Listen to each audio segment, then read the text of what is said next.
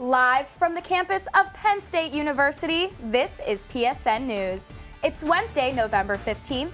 We have all you need to know about initiatives starting on Penn State campus, as well as updates on State College restaurants. We also have more on investigations across the nation, along with entertainment, sports, and weather. Stay tuned.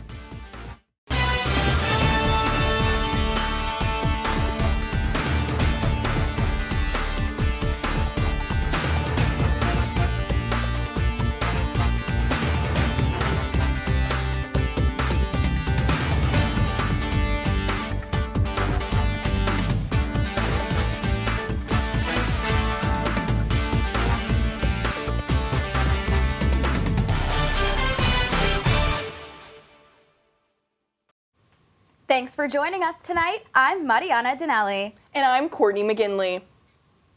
Walmart and Sam's Club have reinforced their commitment to supporting military-connected students at Penn State.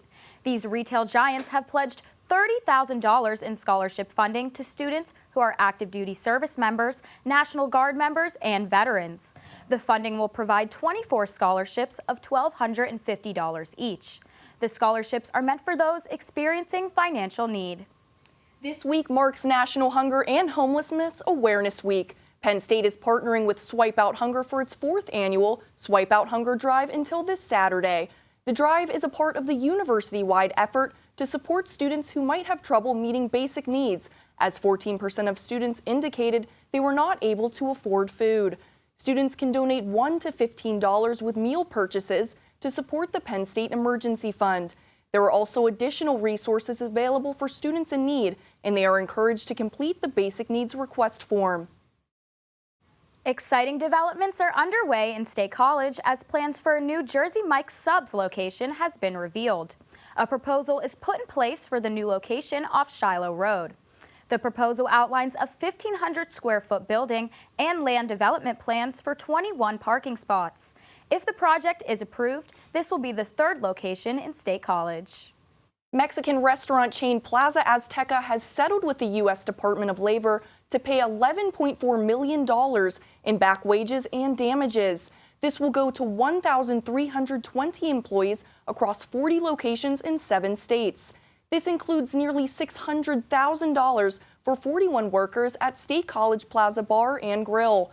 The Labor Department found that Plaza Azteca had violated minimum wage and overtime regulations by paying predetermined amounts to back-of-house employees, but failing to maintain accurate records. Plaza Azteca opted for the settlement to avoid a trial. It's finally the last game in Beaver Stadium this weekend, so what can students and fans expect to see before heading home? Our meteorologist, Luke Snyder, has all those details. Let's take a look.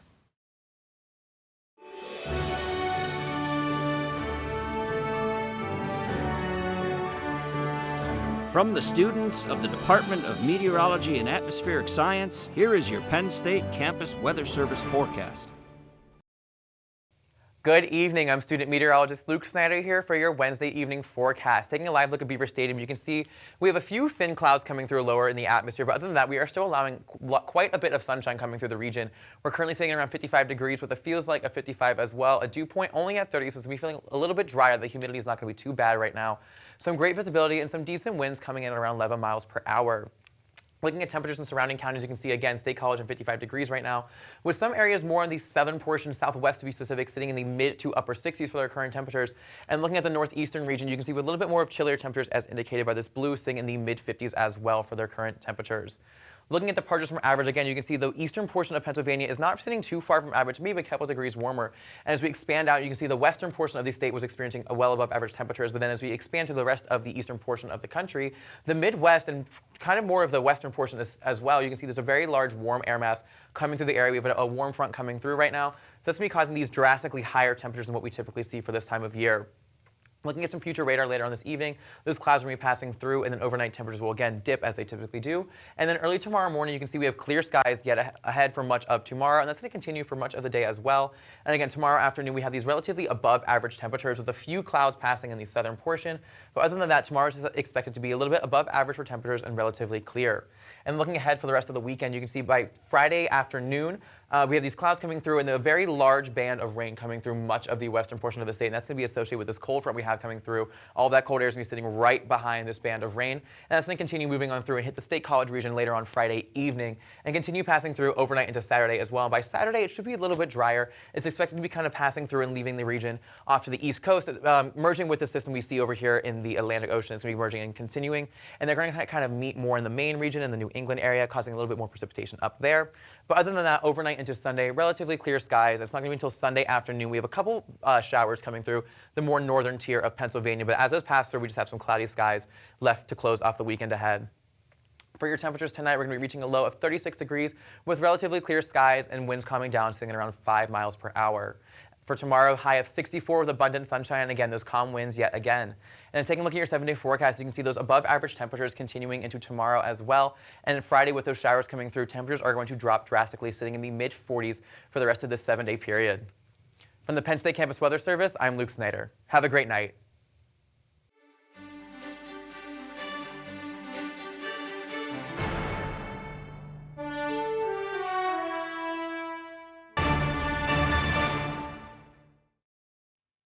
Welcome back to PSN News. I'm Antonio Fontecaro with your sports update. Penn State men's basketball throttled the St. Francis Red Flash last night, winning by 30. The 83-53 score was led by a quartet of Nittany Lions. Zach Hicks, Qudus Wahab, Kanye Clary, and Ace Baldwin all scored over 11 points in the impressive win. Head coach Mike Rhodes looks to carry this momentum forward as the Nittany Lions have a key matchup against the 13th-ranked Texas A&M Aggies. The fated NCAA March Madness rematch takes place on November 23rd at College Station. Sophomore standout Shane Van Ness wins Big Ten Wrestler of the Week after his dominant performance at the Journeyman Collegiate Classic.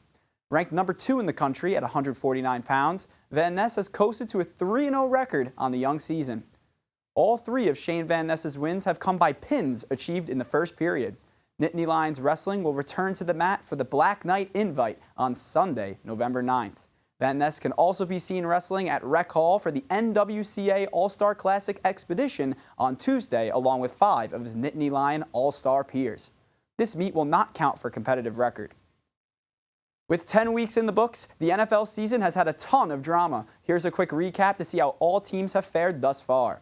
The NFC is held by the first-place 8-1 Philadelphia Eagles, with the 49ers, Dallas Cowboys, and Detroit Lions a game or 2 behind. On the AFC side, the 7-2 Kansas City Chiefs lead the way, with the Baltimore Ravens, Jacksonville Jaguars, and Miami Dolphins currently taking control of their divisions.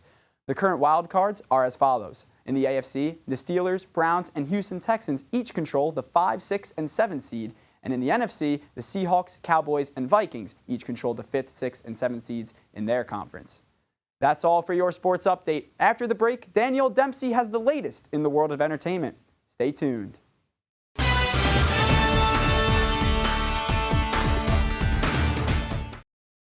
Welcome back to PSN News. I'm Danielle Dempsey with your entertainment update. Grammy Award-winning artist Drake announced the concert dates for his It's All a Blur tour, Big as the What tour, and a visit to the Bryce Jordan Center on March 18, 2024 made the list. The last time Drake came to Penn State was in 2011 for the Away From Home tour. His upcoming show at the BJC is one of only 4 shows on the tour that will not include rapper J. Cole as a featured performer.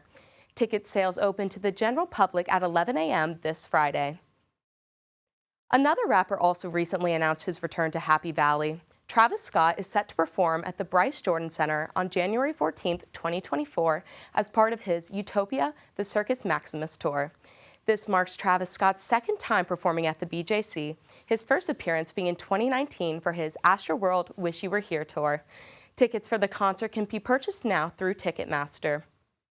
Speaking of the BJC, Thon is fastly approaching, and reporter Alicia Ernst was at one of the philanthropy's most recent events and is in the studio to share the details. Alicia? Thanks, Danielle. Last week, I had the opportunity to attend Penn State's 100 Days Till Thon celebration. The countdown was kicked off with festivities such as musical performances, fun activities, and of course, the big reveal of this year's Dream Forward fundraiser total. Let's take a look. Penn State students and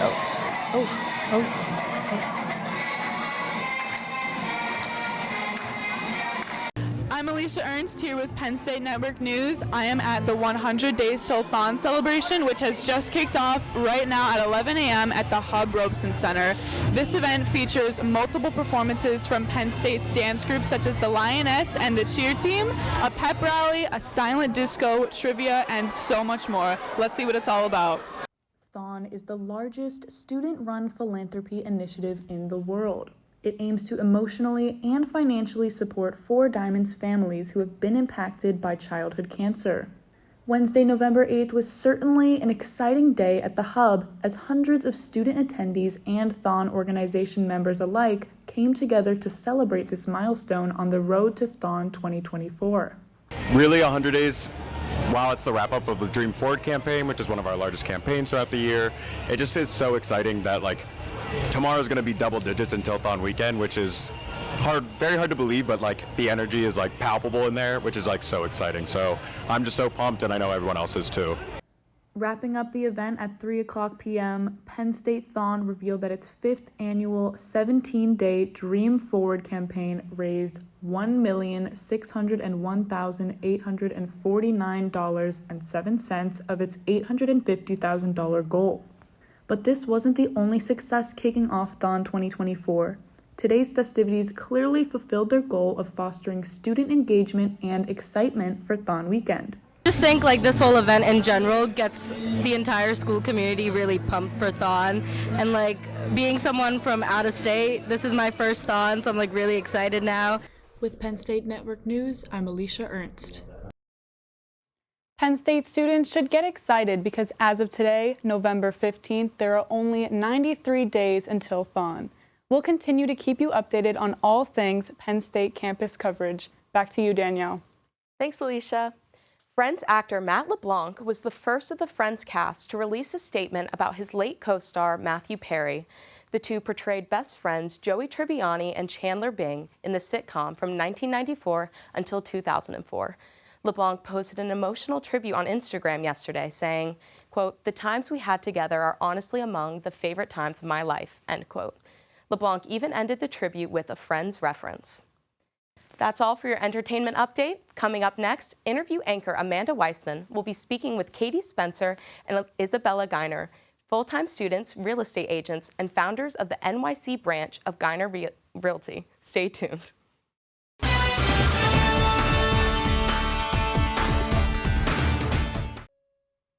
Welcome back to PSN News. I'm Amanda Weissman, and with me tonight is Katie Spencer and Isabella Geiner, full-time students, real estate agents, and founders of the NYC branch of Geiner Realty.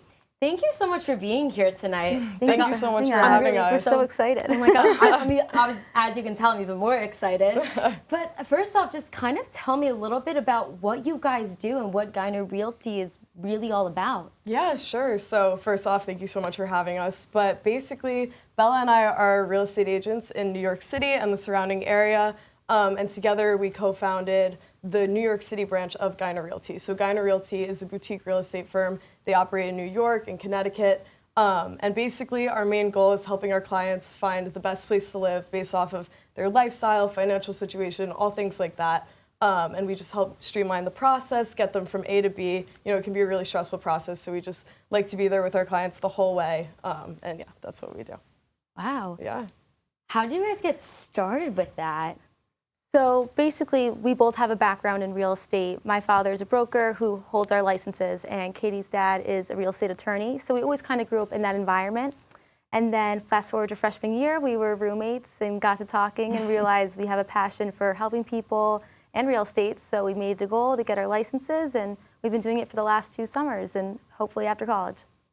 Wow, okay, that's just crazy to me, just knowing how you guys were able to do all of that. How do you kind of find a balance between that and of course school, everything else going on? Yeah, I feel like it kind of goes hand in hand, being a student here at Penn State as well as being a real estate agent throughout the year. You know, learning about finance, which is my major, I feel like I'm constantly exposed to markets and analysis, valuation, all things like that, which I then just take into real estate and vice versa. So much of what I've learned out working with Bella in the field has really helped me in my classes. So I think that that's super interesting. And then just being a student at Penn State, it's such a big school, and that's helped me and Bella probably like honed, you know, the soft skills like communication, networking, like all those things that Penn State really it emphasizes on us. Like that's really helped, you know, kind of blend both real estate and school together as one. Yeah, exactly. I think the skills kind of go both ways. I've learned things that made me a better student and things that made me a better agent. And as a corporate innovation and entrepreneurship major, I'm learning those core skills as an entrepreneur on how to build my venture and market to my peers as well. Wow. Has there been any challenges that you guys have faced at all? Or anything that might have been like? I think probably the largest industry challenge has kind of been squashed because of the growing use of technology for smaller firms. Basically, the main form of marketing used to be print ads. However, now small boutiques can market just as well as any other large brokerage using Zillow and Realtor.com. And growing up in our generation utilizing social media, we've been able to grow our brand on there. So that's kind of turned that challenge a little bit more into an opportunity in a sense.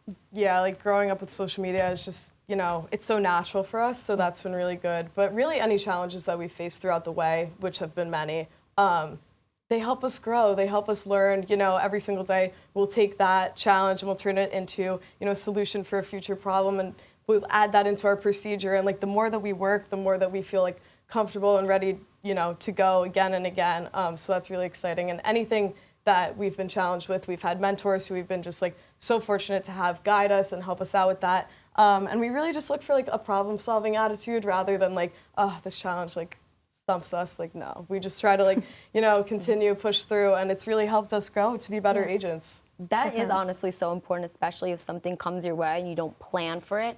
Yeah. But you use your skills to be like, okay, this is how we should solve it. So kudos to you guys for that. Yeah, with real estate, you really never know like what's going to come next in a transaction. So it's just good to be like on your toes and ready to go. Yeah. Being ready to pivot, for sure. Yeah. And then I know you guys also just said social media. Were you guys able to kind of bring in a new audience and clients from those channels? I think our biggest following has been on Instagram, and that's primarily recent graduates from Penn State and from our local hometowns as well. Oh, look at you using the network. Yeah, exactly. we're trying. Yeah. Yeah, so having all of those, you know, people our age, they're all going to need to move, and that's really helpful for us, as well as, you know, families and people that we know. We've been just able to network a lot through social media and gain a following there, which has been really cool to see, and how much support we've gotten through that. Wow. Do you guys ever see yourself expanding in this sense, or putting, like, for example, after you graduate, all of your time into this? I know it's kind of hard to say, but yeah, most definitely. We definitely plan to, you know, for the next couple of years, we see ourselves doing that for sure, full time, going into real estate in the city and, you know, expanding to wherever it takes us, because you never really know. But yeah, definitely. Yeah, and I think another goal would be for us to become principal brokers, and so we could also hold other agents below us as well to expand our personal branch. Yeah, so that would just have more agents under Geiner Realty New York City, which would be super cool for us. Wow. Yeah. What's the most fun part about this? Because I feel like you're saying so many things that are making me be like, wait, do I want to be a real estate agent? What's like your favorite, most fun part? I think every day is just different and exciting, and I love working with people, and it just feels so good at the end of the day when you make a client happy, you know? So, and especially doing it with Katie, it's a dream come true. So we have a lot of fun doing it together, for sure. Yeah, just honestly working together, meeting new people has been awesome. That we've like met so many cool people just through doing this and being able to relate to them. You know, you spend a lot of time in the car with them when you're going from listing, like showing to showing. So we've really gotten to know so many cool people. And just doing that every single day is different. Like Bella said, it's not so stagnant of a job, and I really love that. Wow. And then I guess the last thing I kind of want to know is, what piece of advice would you have for someone? If you had to say one thing for, say, a student that wanted to get involved in real estate or do something outside of just their major? I think my biggest piece of advice would be to know the market and this current industry trends, and also to always maintain a client-centric approach to any deal you're working through, and to remember to have empathy throughout the process for your client. Yeah, definitely building off of what Bella said about empathy. You have to remember that a real estate transaction is a super emotional process for your clients. You know, they're making this big decision financially, and they're uprooting themselves, so you never really know like how heavy the stakes are for them, but you really just want to be able to manage their expectations, their emotions throughout the whole process. And that's really helped us be able to like streamline that experience for our clients, just managing everybody's expectations, and everything works out. So definitely. Wow. Yeah. Well, I know where I'm gonna go, and I need an apartment in the city. Well, seriously, thank you so much for coming tonight and talking about all of this and Geiner Realty. Been such a pleasure. Thanks for having us. Thank you for having us. And stick around, because coming up next, Marianna and Courtney will have the latest news from across the nation.